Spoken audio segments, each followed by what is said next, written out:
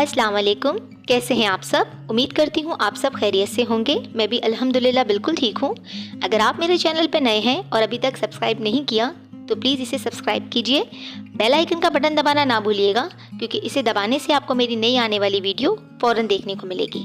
Video आपको अच्छी लगे तो लाइक करें, फैमिली और फ्रेंड्स में शेयर करें। आज जो रेसिपी मैं आपके साथ शेयर करने जा रही हूँ वो है अनोखे कबाब। ये बहुत ही मज़ेदार और बहुत ही लजीज बनते हैं। जैसे कि आपको इंग्रेडिएंट्स देख के आइडिया हो गया होगा कि कितने यमी तैयार होने वाले हैं। डिस्क्रिप्शन बॉक्स में मैंने रेसिपी कार्ड मेंशन किया हुआ है। ये सब कुछ आप लोग की कन्वीनियंस के लिए है, ताकि आप लोग इस वक्त मेरी रेसिपी को सही से देखें, एंजॉय करें और सारे स्टेप सही से फॉलो करें। तो बिस्मिल्लाह के साथ रेसिपी स्टार्ट करते हैं।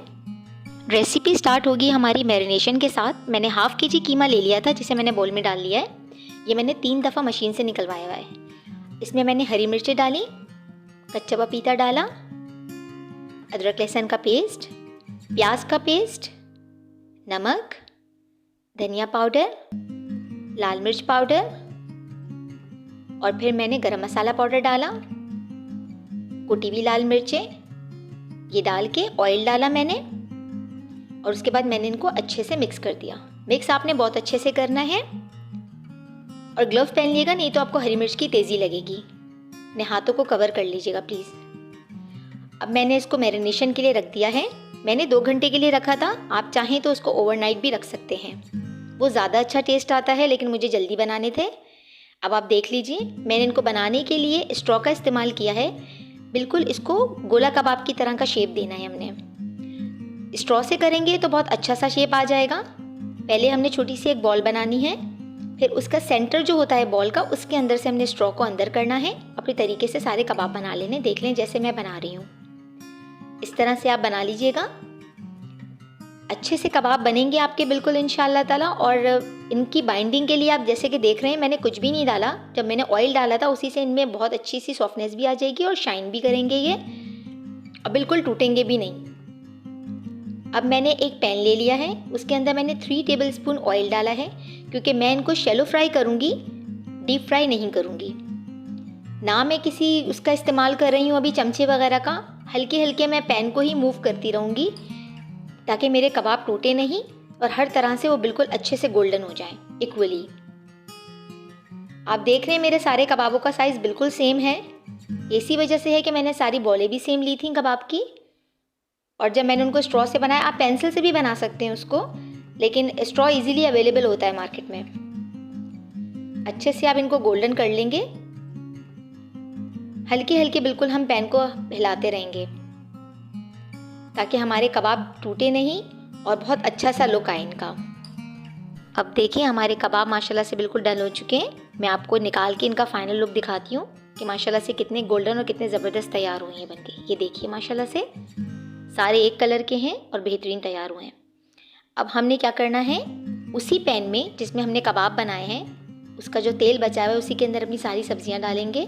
शिमला मिर्च, टमाटर और प्याज ये डालकर नमक और काली मिर्च को स्प्रिंकल करेंगे। हमने इनको पकाना नहीं है, हल्का सा बस सौते करना है उसी तेल के अंदर।